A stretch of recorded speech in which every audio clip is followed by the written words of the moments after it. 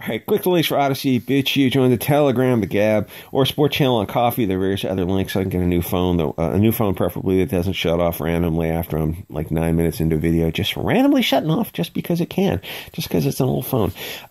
So click those links. So liberals have, trigger warning. Hey, not every left-wing concept's a bad idea. Trigger warning. Obviously, this is going to be talking about something that's pretty friggin' horrific. So, abortion, obviously. So liberals have their panties in a bunch over abortion. If they can't sacrifice babies to Moloch, then they go into withdrawals. I need more adrenochrome. Like, what are you doing with those baby parts? Who are you selling those things to? Kind of weird.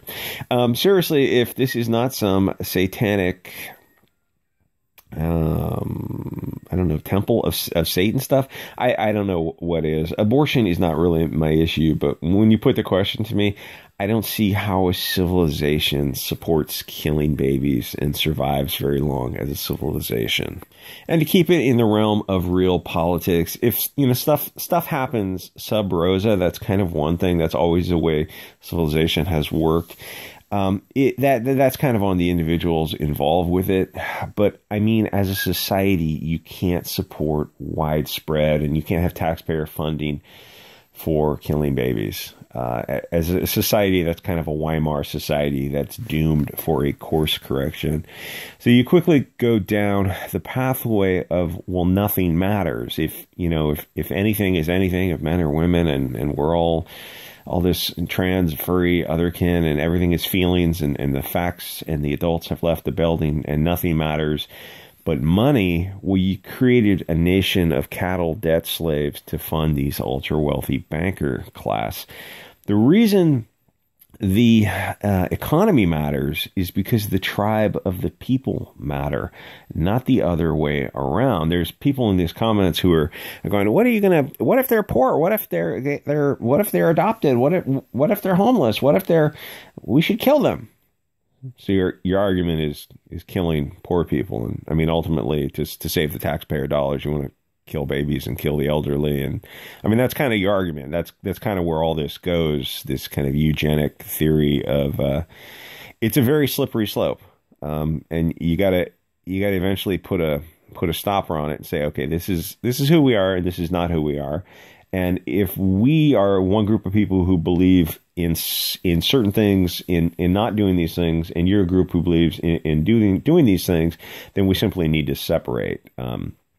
De facto, de jure, and geographically, because we have irreconcilable differences. We don't want to live around people who kill babies and kill the elderly, and essentially are kind of working up to saying killing the homeless. That's not a society. And the thing is, we don't want any of those things. We don't want unplanned pregnancies or elderly people living in care homes on the taxpayer dime. We want the family to be a core structure. If you have the family a core structure, then you have planned pregnancies. You have the elderly at home with their families taking care of them, and it becomes a generational thing, a multi-generational people living in maybe larger houses in different structures of communities. And you don't have homeless because you don't have single moms raising drug-addicted kids. You have families and extended families, and globalists hate the concept of family, because family leads to extended family, which leads to neighborhood, which leads to tribalism, which leads to a strong nation state. And parasites cannot function in a strong state where you're free to say, this is us and you're not us. That's why they push the Marxism concept. If we're going to have, like, women, I don't know what they call them, like community communes of women raising kids, and the men won't, this is the BLM thing. And it's the most bizarre concepts. Like everything, the idea they come up with, they go, oh, well, that kind of flies in the face of the past, 10,000 years of recorded human history of how humans do things. It's like you're trying to create this Marxist concept, and it's almost certainly guaranteed to fail as these communist experiments have failed in the past. Why would you do this? Because BLM is not pulling the strings on these this Marxism. There's obviously the hidden hand is pulling the strings on this. Anyway, so abortion is not really my issue. It never was. But when you put the question to me, I don't see how a civilization supports it. I don't see how you go down that pathway and maintain civilization for very long. And the thing is, it's all deck chairs on the Titanic at this point. The Constitution is just a piece of paper. When they have the numbers, they're just going to change it. That's why they keep saying our democracy, that key word. It's like, obviously it's a constitutional republic, but to be fair, if you have people who are left of the bell curve who are your representatives, then it's kind of indistinguishable from a democracy of just vote themselves bread and circuses until the money reaches Weimar levels of inflation, which, if you've been paying attention, we're headed towards. So there's no saving any of this stuff from a political solution. I don't mean that unconstitutional activity. I mean, you're going to have to fundamentally change things. And ultimately, I'm talking about separation of either a 50 states rights model or something larger. But I'm saying you can't fix this with all these disparate groups trying to work together, because it just reaches the lowest common denominator of one group wants to vote themselves bread and circuses paid for by the other group. It's like, so the other group's just going to say, okay, well, we just need to separate out, because if you're living in California and you're certainly, it's like half the state is paying for the other half of the state in, it's not even directly in direct assistance, but it's all the things that go into making a state. And you have one half of the state paying essentially for the other half of the state. It's like, at some point, the people realize, like, wait a minute, this is all but slavery. This is economic slavery. It's kind of a concept. I won't say the hot word of, it's a type of economic slavery, and every day it gets closer and closer to being like, what do you think? Reparations is kind of on that slippery slope of you're having current people pay for something that happened in the past. It's like that at some point taxing people becomes, it's like that point was 1913, homeboy, becomes so egregious that it's indistinguishable from slavery. But it's, it's generational slavery, because you boil the frog so slowly, you just keep increasing taxes. And the thing is, it's one thing when you live in a state like, if you lived in Sweden in the 70s and 80s, it would be like, oh, we're all one tribe sacrificing for each other, paying for whatever services.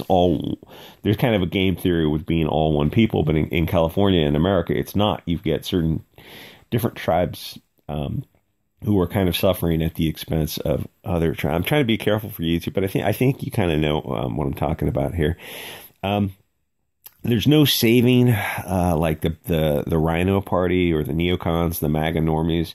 It's time for something way, way more based. True tribal nationalism, forming identity groups of our tribe to protect our people, sort of a European ADL. And if you want to help support me spread that message, you can do so on Coffee with a small donation. So abortion is an issue, sort of.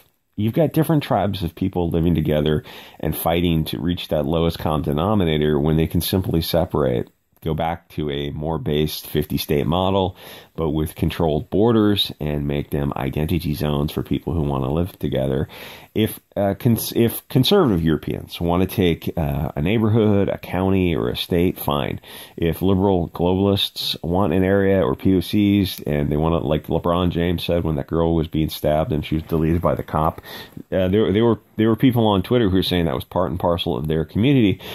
Fine, you need to make that de jure as well, because there's a lot of other people who, to be fair, and there's POCs who don't want to live like that either. They're conservative based POCs that go, yeah, this is insane. This is all insane. We want to live with those white conservatives. So the thing is, I think you got to reach the tipping point of saying we need to do this stuff de jure as well as economically de facto. Where wealthy people can afford to segregate themselves. Well, it's like, well, what about poor people, or, poor middle class, whatever, conservative people who want to live in a clean, safe neighborhood? They don't want all this degeneracy of something like, LA or California Bay Area, something like that. It's like, well, we should form identity groups. Trying to make different groups living together is insane. It has not worked, and separation would allow us to live as we wish with the people we prefer to be around. And even if it's not based on some kind of ethnic identity type of thing, which I think is probably the most efficient, it's something to be talked about, even if it's just like a based conservative or Christian identity, whatever. It's something to start bringing up this concept of one end of the spectrum is globalism, where everyone is forced together. The other end is fierce ethno-nationalism, where tribes have the right to control. Bodily autonomy leads to border autonomy, neighborhood autonomy, county autonomy, state autonomy.